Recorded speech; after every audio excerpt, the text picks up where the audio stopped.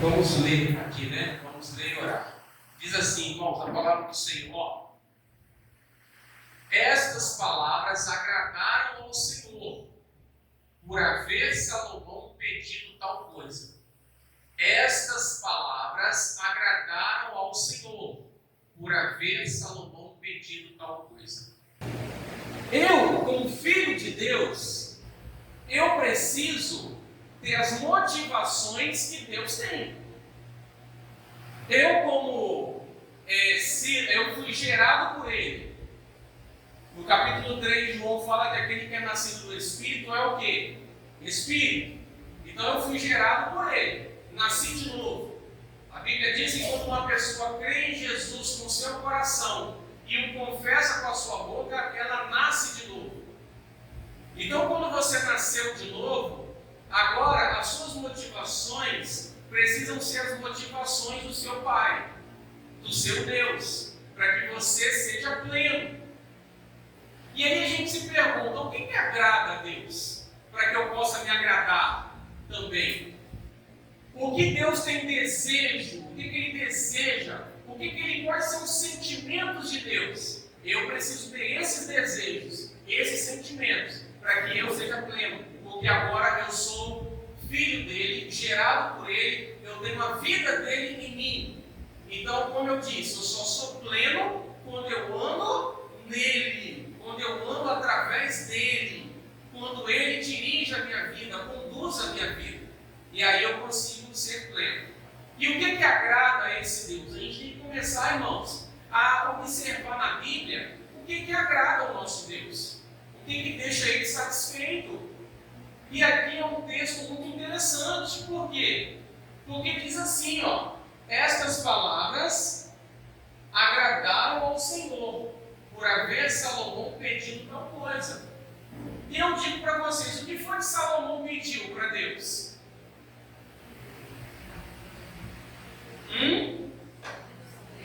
O que Salomão pediu para Deus que fez com que Deus se agradasse de Salomão? Pediu sabedoria. E para que Salomão pediu sabedoria? Para cuidar do povo de Deus, para julgar o povo. Como rei, o rei era um juiz também, né, naquele período, naquele momento. Então ele disse, Senhor, como que eu vou julgar tanta gente se eu não tiver a tua sabedoria? Eu quero a tua sabedoria. E aí, irmãos, a gente tem que pensar o seguinte, que essa sabedoria que Salomão pediu gerou um resultado. A sua motivação, e é aí que eu gostaria de estar falando com vocês sobre isso, que a sua motivação, aquilo que você pede, tem um resultado diante de Deus. Deus se move através de motivações. Motivações. Muitas vezes estamos fazendo coisas para o Senhor, mas Ele está de olho na motivação do nosso coração. O que você está sentindo quando você faz isso? Quando você prega, quando você toca, quando você canta, quando você trabalha na ação social, né? O que você sente? Qual é o seu propósito com isso? O que está te motivando a isso? Deus não está só interessado no que você faz para Ele, mas qual é a motivação que você tem quando você faz. E olha o que Deus responde para Salomão depois que ele pede isso. Disse-lhe Deus, já que pediste esta coisa e não pediste longevidade, nem riquezas, nem a morte de teus inimigos, mas pediste entendimento para discernires o que é justo, também até o que me não pediste eu te dou, tanto riquezas como glória. Se andares nos meus caminhos e guardares os meus estatutos e os meus mandamentos, como andou Davi teu pai, prolongarei os teus dias.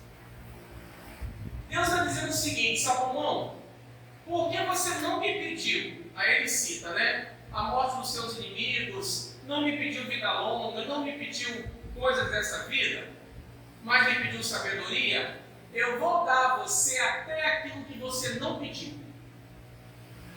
você não pediu, eu vou te dar.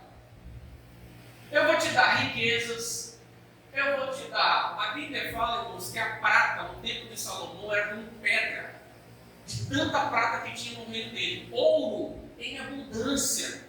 Tanto que Deus mandou construir o templo, revestindo muitas coisas revestidas de ouro, e algumas peças de ouro puro do templo, ali que Salomão construiu. Por que isso? Tanta prosperidade? Por conta da motivação do coração de Salomão. Não é que Deus não quer nos dar, não é que Deus não tem o melhor para nós, mas é que a nossa motivação impede Deus de fazer o melhor na nossa vida. E é isso que Tiago vai falar aqui, ó. Ele fala assim: vocês cobiçam coisas e não as têm, matam e invejam, mas não conseguem obter o que desejam. Vocês vivem a lutar e a fazer guerras. Não têm porque não pedem.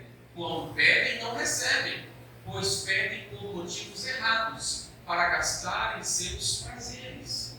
Então, irmãos, é muito sério a gente estar julgando, avaliando, né? Às vezes a gente pede, a gente quer as coisas por vaidade. Simplesmente vaidade. O que é vaidade? Aquilo que não tem muita importância, não faz muito sentido. Então, Deus ele quer que a gente tenha propósitos naquilo que a gente pede, naquilo que a gente vive aqui, né? Como que eu sei, irmãos, se o meu pedido, a minha vida, é uma vida com propósito, um propósito em Deus, ou se a minha vida é uma vida de vaidades? Tudo que realmente é importante para nós, a gente luta, a gente se esforça para conseguir. É assim, aquilo que a gente não dá muita importância, a gente deixa de lado. A gente não se dedica tanto. Agora, aquilo que a gente se esforça, a gente suporta, né? A gente suporta certas coisas, a gente persevera, a gente luta, a gente insiste. Aí está o seu coração, naquilo que você se dedica. Então, muitas vezes, ao reino de Deus, o servir na casa do Senhor,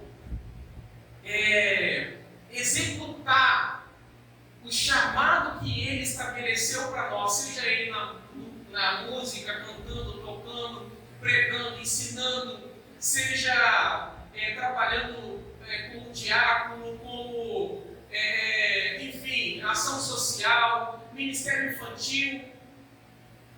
Quando eu sirvo o Senhor naquilo que Ele me chamou para servir, porque, irmãos, tudo isso é importante.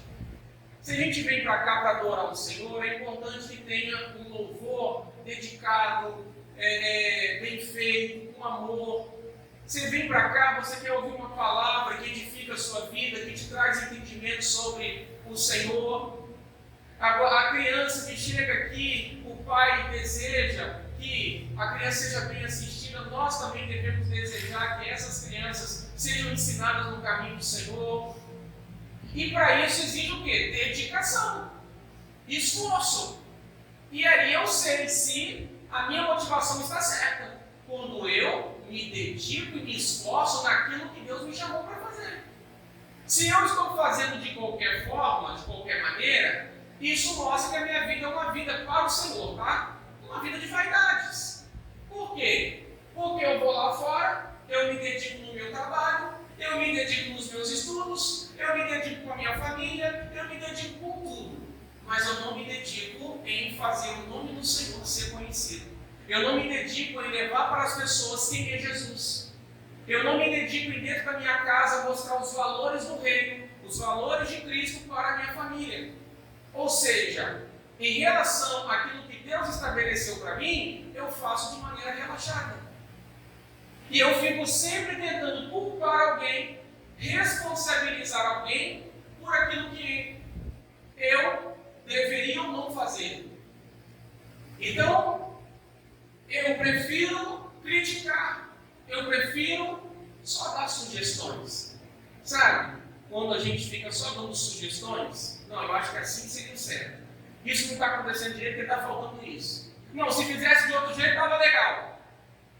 E aí Deus está pensando assim, tá, você está dando muita sugestão, você é bom em criticar, você é bom em analisar.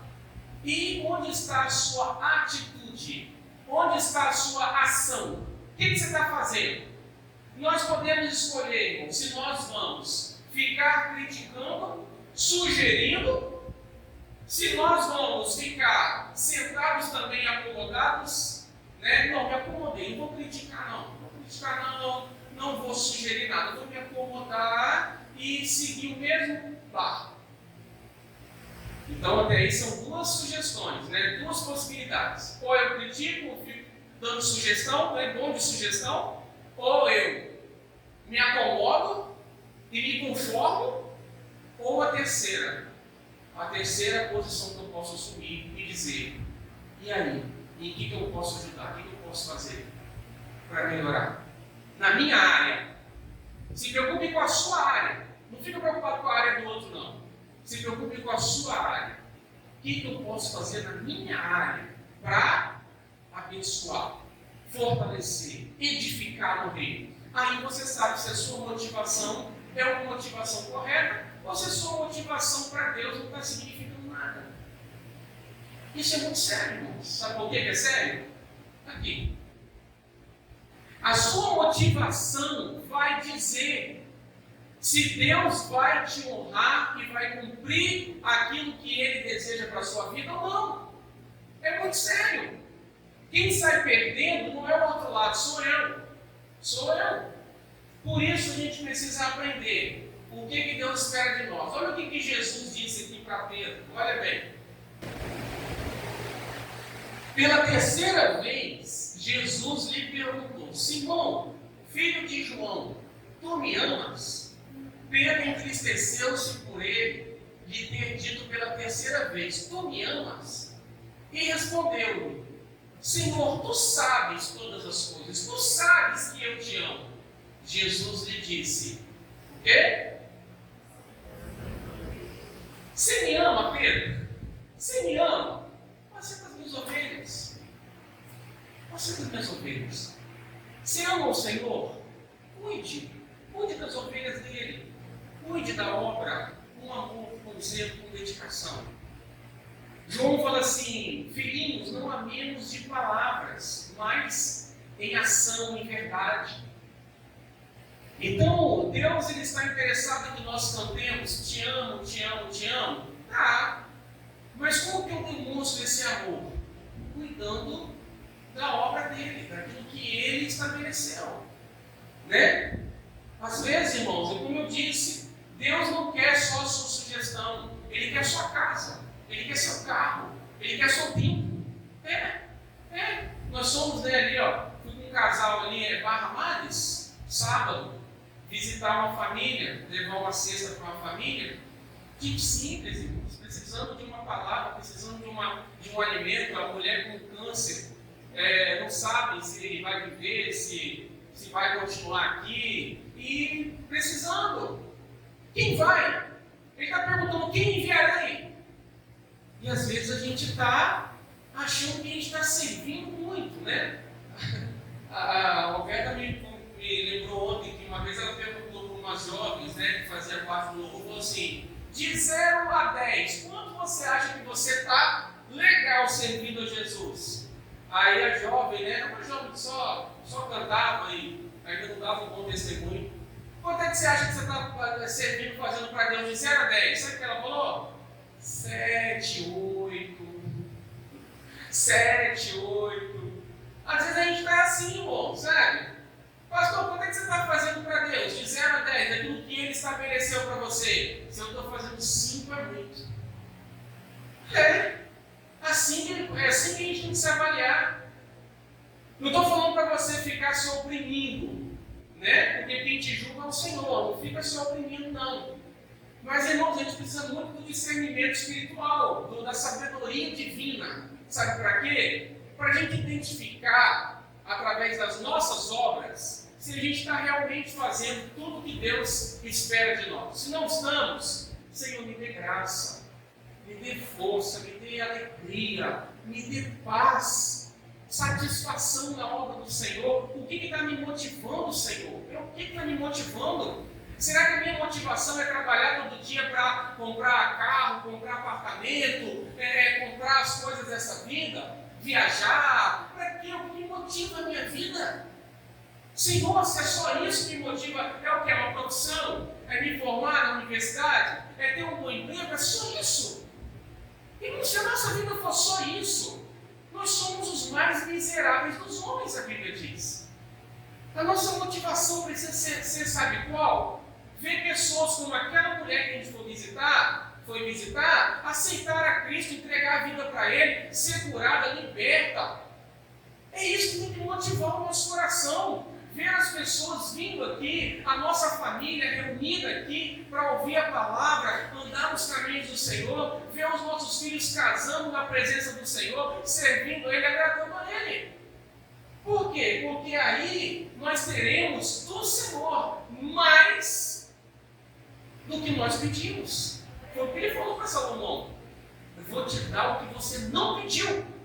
A gente está preocupado em pedir, e Deus está falando: não, meu filho, observe a sua motivação, porque quando você observar a sua motivação, eu sei o que você precisa e eu vou te dar além, muito além do que você me pede. Porque isso está no livro de Efésios, fala assim, que Ele nos dá infinitamente além do que pedimos ou pensamos, segundo o seu poder que opera em nós. Então eu preciso que esse poder opere na minha vida, me fazer uma pessoa menos egoísta, menos vaidosa. Não é vaidosa de aparência, de maquiagem, não é isso não. Vaidosa no sentido desta vida, vaidade, de ficar observando só, me atentando e buscando as coisas dessa vida. Então o Espírito Santo ele vai arrancando de nós esse egoísmo, como o Tiago disse que vocês pedem e não recebem. Por quê? Porque vocês estão pedindo errado. Vocês estão a fim só de se deleitarem nesses prazeres que vocês querem. É entretenimento o tempo todo, TV o tempo todo, é celular o tempo todo. Enfim, irmão, se a gente for levar a sério mesmo, ter uma conversa séria com Deus, falar: Senhor, e aí? O que o Senhor tem para mim? Irmãos, nós vamos ver que estamos de pé pela misericórdia dele, pela graça dele. Porque ele está esperando. Ele está esperando. E aí Jesus diz assim que ele é a videira, nós somos os ramos. Aquele que frutifica, o Pai poda. Aquele que não frutifica, o Pai corta. Então ele está esperando, irmãos. E aí? Você está a fim de ser podado ou a fim de ser cortado? Ele está esperando, ele é paciente. E nós temos que dar atenção a isso. Senão, irmão, nós vamos viver igual o Tiago falou aqui, ó. Olha bem o que ele falou, só para relembrar. Ele fala assim, ó, vocês cobiçam coisas e não as têm. A gente vai viver a vida inteira querendo. Não, eu quero que as coisas deem certo, eu quero pagar esse apartamento, pagar esse carro, eu quero, aí você vai, aí você adoece, não pode pagar, você passa por problemas, se enche de dívida e as coisas começam a dar errado e você cobiça e não tem. Matam e invejam, mas não conseguem obter o que desejam. Vocês vivem a lutar e a fazer guerras. Lutando, a gente luta. Minha vida é uma luta, Deus quer lutar com você. Deus quer que a sua vida deixe de ser uma luta. Deus quer que a sua vida seja uma vida abundante. Só que as nossas motivações precisam mudar. Qual tem sido a minha motivação? E sabe como que a gente aprende, irmãos, a respeito das motivações? Quando a gente olha para Jesus. A motivação de Jesus. Em Atos 10, 38, fala assim, ó. Como Deus ungiu a Jesus de Nazaré. Com quem? Com o Espírito Santo e com poder, o qual andou por toda parte, fazendo o bem e curando a todos os oprimidos do diabo, porque Deus era com Deus quer te usar. ele fala: o Espírito do Senhor está sobre mim, pelo que me ungiu para evangelizar os pobres, enviou-me para proclamar libertação aos cativos e restauração da vista aos cegos, para pôr em liberdade os oprimidos e apregoar o ano aceitável do Senhor. Então Jesus tinha uma motivação. A motivação dele era libertação, salvação, saúde para aqueles que precisam de saúde. Essa era a motivação de Jesus. E qual é a nossa? Disse-lhes, pois, Jesus outra vez: paz seja convosco. Assim como o Pai me enviou, eu também vos envio. E havendo dito isso, soprou sobre eles e disse-lhes: recebei o Espírito Santo. Assim como o Pai me enviou, agora eu envio vocês. Essa deve ser a sua motivação. Olha aqui. Ele lhes fez a seguinte advertência: a seara é grande, mas os trabalhadores são quantos?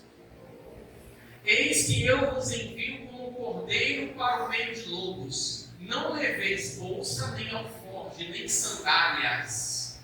Ao entrar numa casa, dizei antes de tudo: paz seja nesta casa. Se houver ali um filho de paz, repousará sobre ele a vossa paz. Se não houver, ela voltará sobre vós. Permanecei na mesma casa, comendo e bebendo do que eles tiverem, porque digno é o trabalhador do seu salário. Quando entrares numa cidade, curai os enfermos que nela houver, e anunciai-lhes: a vós outros está próximo o reino de Deus. Irmão, Jesus está mostrando o que para nós aqui? Que agora ele tem um chamado para você. Ele tem uma missão para você. Você pode trabalhar, claro, você tem que trabalhar para ter o pão de cada dia, né? Você pode ter lazer, isso aí não é pecado não, está errado não, claro. Mas o principal é: você foi enviado por Ele para executar uma missão que Ele te deu. E nessa missão Ele está dizendo: vocês não precisam se preocupar em levar coisas com vocês. Mas diga, quando chegarem numa casa: paz seja convosco. Você crê que quando você fala paz seja convosco, a paz está indo sobre essa pessoa? Você crê nisso? Porque ele está dizendo: se ali não tiver um filho de paz, alguém que não aceite a mensagem, essa paz vai voltar para vocês. Mais à frente ele vai dizer: se a cidade não aceitar vocês, bata o pé e tire até o pó que ficar no pé e no sandália de vocês, vocês tiram. Mais rigor haverá para Sodoma e Gomorra do que para essa cidade, no dia do juízo. Mas ele está dizendo: diga, paz seja convosco. Ou seja, você foi chamado aqui para levar paz. Você tem a mensagem da paz com você. Você tem que ensinar, levar para as pessoas essa fé, para que as pessoas creiam em Deus, confiem nele e possam desfrutar dessa paz. Outra coisa que ele está dizendo aqui é que orar pelos enfermos. Essa é a sua missão. Ele diz que tem alguém doente entre vocês, chame os presbíteros, capítulo 5 de Tiago, e unja o enfermo com óleo, e a oração da fé curará o doente, e Deus o levantará. Essa é uma das responsabilidades que nós temos. Orar por pessoas, para serem libertas de doenças também na psique. Pessoas que estão oprimidas precisam da sua oração. E anunciai-lhes: a vós outros está próximo o reino de Deus. Jesus está voltando. Anuncie que Ele está voltando. E a nossa família, as pessoas estão perdidas. Elas ainda não creem, mas elas precisam ouvir de alguém. Para quê? Para que elas creiam e sejam salvas. Porque os sinais estão aí, irmãos. A gente vê todo dia o mal crescendo. Agora um furacão aí, vocês viram o furacão que andou mais de 1.000, não sei quantos mil quilômetros, a mais de 200, quase 250 quilômetros por hora, ou mais, não sei. Pensa nisso, os sinais estão aí acontecendo e nós estamos com a nossa motivação em quê? No lazer, nos nossos sonhos pessoais.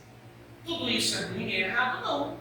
Deus quer que você se case, Deus quer que você prospere no seu trabalho, Deus quer que você estude, Ele quer, claro que Ele quer.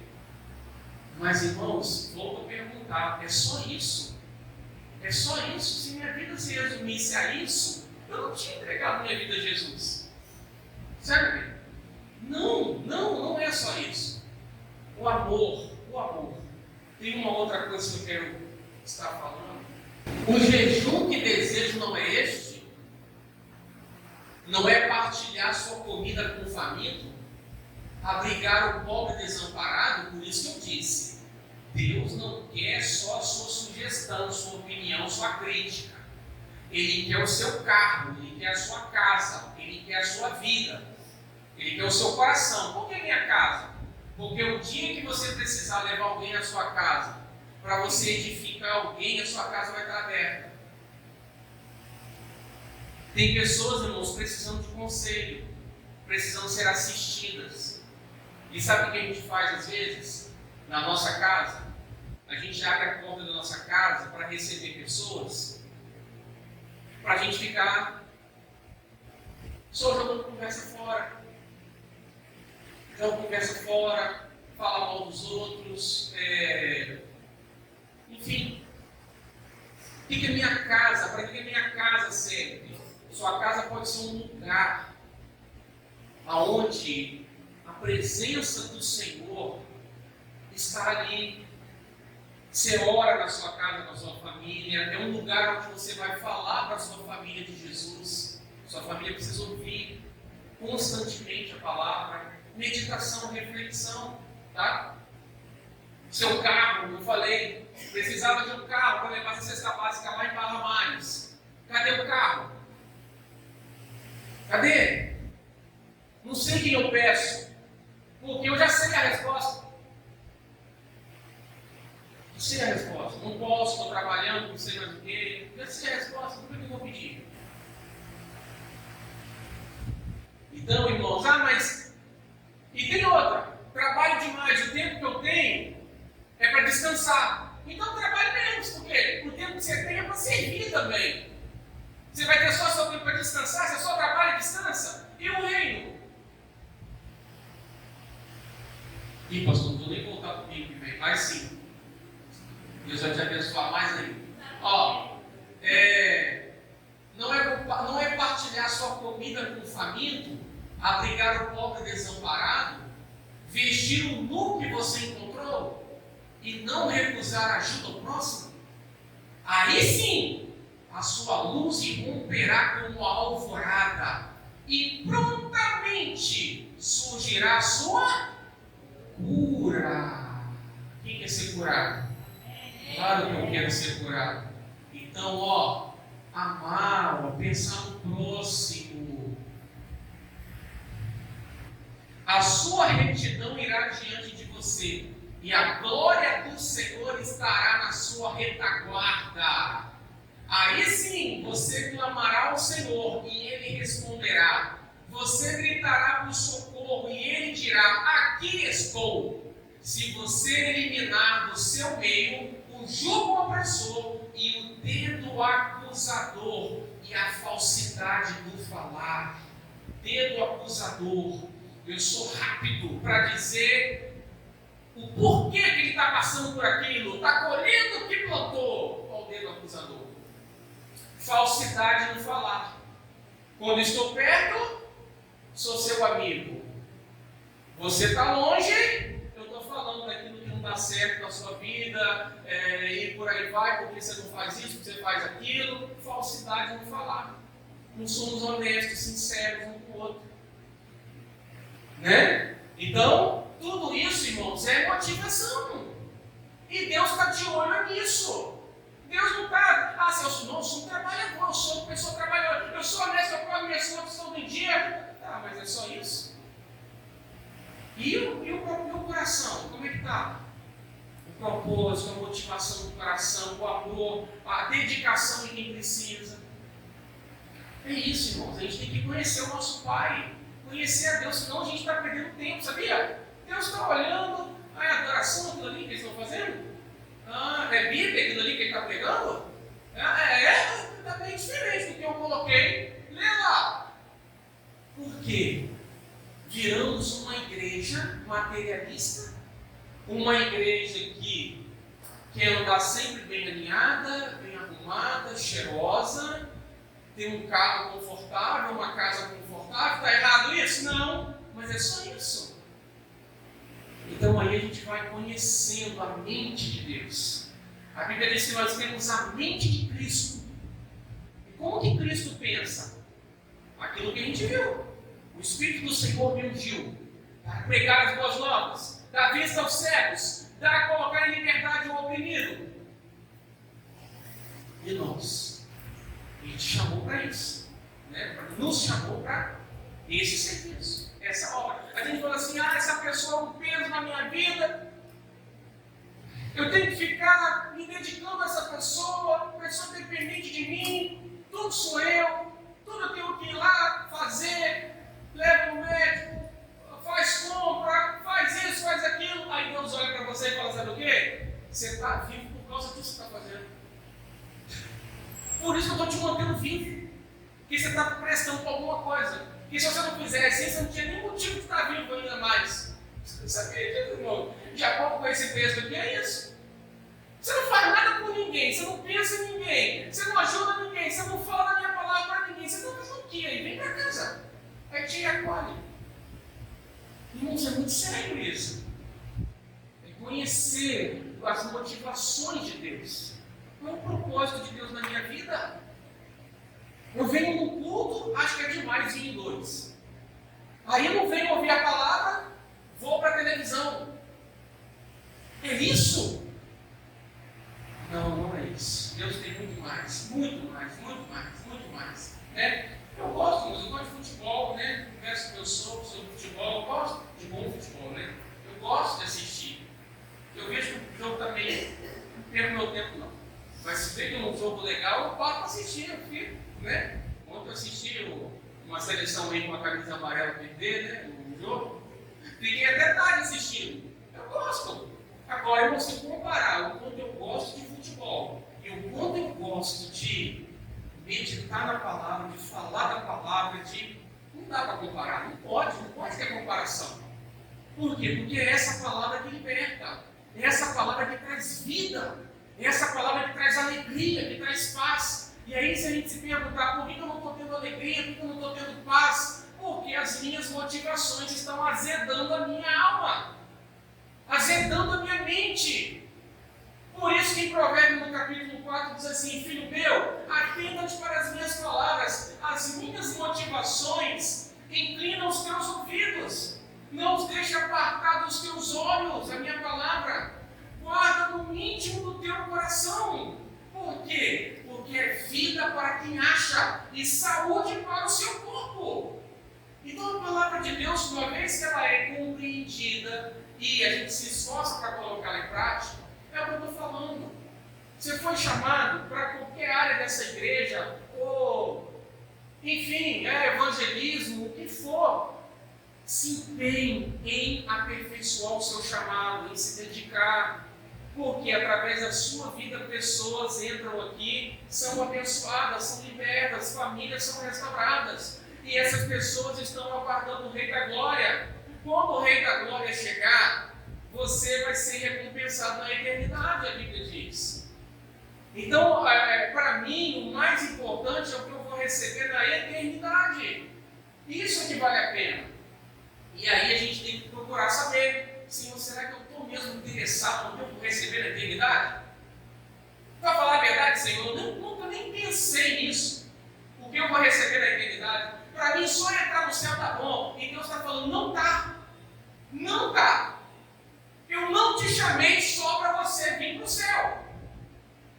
Eu te chamei, Jesus disse, não foram vocês que me escolheram. Eu escolhi vocês. Olha bem. Então nem foi obra sua, foi obra dele. para que vocês vão e deem fruto, e o vosso fruto permaneça.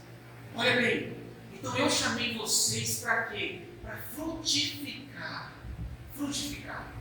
Aonde você está, você lança sementes da palavra, sabe? As pessoas vão saber que você é uma pessoa que tem Jesus no coração, que ama o Senhor, uma pessoa que tem uma palavra de paz, de sabedoria, porque você se alimenta dele. Salomão pediu sabedoria. Tiago diz que não tem sabedoria, peça a Deus que a todos dá. Então você vai dar uma palavra de sabedoria, aquela palavra que você deu vai libertar aquela família, vai libertar aquela vida. Ela vai querer ficar perto de você, porque sempre você tem uma palavra de sabedoria para ela. Você vai orar por ela, daqui a pouco ela vai querer estar aqui, porque ela vai querer receber mais. Ela vai ter mais fome. Irmãos, as pessoas hoje, crentes, eles acreditam mais no que o presidente fala, no que o ex-presidente fala, do que a esquerda fala, do que a direita fala, não acreditam no que o pastor fala. Não acreditam nos irmãos, não confia no irmão, confia num bandido. Seja ele como for, de direita ou de esquerda, ou de centrão, o que for, mas não acredita no irmão. Porque o irmão erra demais, eu vou confiar nele. Ah, o irmão erra demais, eu não confio nele, mas você acredita em quem está lá? Ah, então eu não vou votar em ninguém. Não, você vai ter que votar em alguém. Pegue sabedoria a Deus e vote. Mas pare de ficar idolatrando. Aprenda para você julgar. Aprenda sobre política. Aprenda sobre justiça. Porque a esses dias mandou uma mensagem para mim: o que você acha desse projeto de lei aqui? Eu falei para ele. Por quê? Porque eu sei o que é o projeto de lei. E ele também sabe. Agora, ficar vivendo para isso? É isso que a igreja está fazendo hoje. É isso que a igreja está fazendo hoje. Vivendo de política, vivendo de roupa nova, vivendo de carro novo, vivendo de apartamento novo, vivendo de coisas. E Deus está perguntando: o que você está fazendo com aquilo que eu mandei você fazer? Sabe por quê? Sua vida dura pouco aqui. Daqui a pouco você vai estar diante de mim. E aí eu vou perguntar para você: o que você fez com a sua vida? Trabalhei muito, Senhor. Ah, você trabalhou muito? Então agora você vai servir. Você vai servir aqueles que trabalharam mais para mim. Porque a Bíblia diz que aquele que aqui serve a todos, lá vai ser senhor de todos.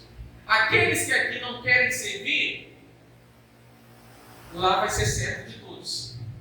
Mas vai ser ruim servir lá? Não, vai ser bom. No céu não vai ter tristeza, não vai ter amargura, inveja, nada disso. Mas vai haver lá nível de autoridade, lá é o que Jesus está falando. Tá? Vamos pôr de pé. Vamos cear. Agora a gente está pronto para cear, né? Irmãos, você sabe que a palavra de Deus, ela purifica a gente. Quando Pedro disse assim para Jesus: Jesus, lava todo o corpo. Jesus lavou os pés, né? Aí Pedro falou assim: lava todo o corpo. Aí ele falou assim: não, vocês já estão limpos pela palavra que eu tenho colocado na vida de vocês. A palavra limpa. Aqui diz assim: como purificará o jovem o seu caminho? Observando segundo a sua palavra. Então, irmãos, nós estamos num processo de transformação de valores, transformação de motivações, transformação de interesses. O nosso coração está passando por um processo de purificação. A Bíblia diz assim: buscai a paz e a santificação, sem a qual ninguém verá o Senhor. Então, graças a Deus, porque nós estamos aqui hoje e nós vamos juntos tomar da ceia do Senhor. Eu tenho uma irmã, eles não acharem que eu prego, mas não faço.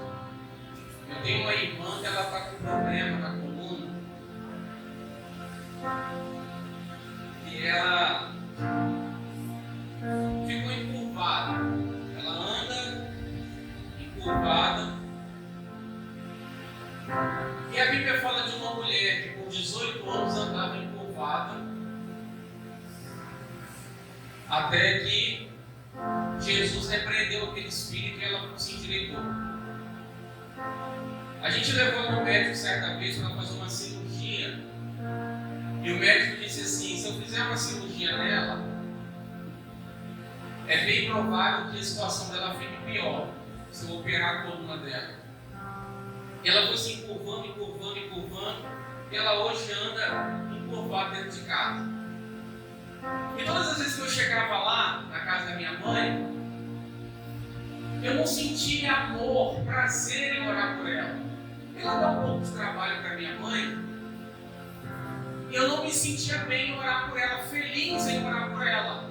Porque para você orar por alguém, você tem que amar. Você tem que amar. E aí, de umas semanas para cá, o Espírito Santo falou comigo assim: você vem sempre aqui, às vezes 3, 4, 5 vezes por semana você vem aqui. Por que você não faz uma oração por ela toda vez que você vem aqui? Você ora por todo mundo. Às vezes você procura pessoas para você orar que nem te pediram oração. É verdade, eu gosto de orar e pôr as mãos sobre as pessoas. Por que você não ora pela sua irmã? E aí, irmãos, eu comecei agora, já fui lá algumas vezes, e toda vez, não todas as vezes, se eu vou lá 4 vezes em 3 dias, às vezes eu passo com a casa da minha mãe 2 vezes por dia, às vezes não passo, mas eu não estou todas as vezes, mas 50% das vezes que eu estou indo lá agora, eu estou impondo a mão sobre ela. Falo: Denise, vem cá, vou orar por você. Ah, mas está dando resultado. Deus não te perguntou se está dando resultado, Ele está mandando você orar. O resultado quem dá é Ele. E aí, irmãos, eu comecei a orar por ela. Parece uma coisa boba, uma coisa simples, mas é aí que Deus quer tratar com a gente, irmãos. Pessoas dentro da nossa casa. A gente ama os da rua. A gente é legal com os da rua, com os de casa. Às vezes a gente é grosseiro, a gente é amargurado, nós somos carnais. Capítulo 3 de Coríntios, Paulo fala isso. Eu queria tratar vocês como pessoas espirituais, mas eu ainda tenho que falar como pessoas carnais. Por quê? Porque a disputa entre vocês. Vocês vivem se matando aí, como o Thiago disse aqui, vocês matam, lutam uns com os outros. Então vocês são carnais, crentes carnais. Às vezes a gente acha que a gente está muito espiritual.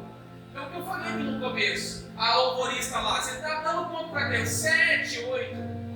Será? E aí a gente vai deixando o Espírito Santo transformar o nosso coração. Porque é isso que é importante para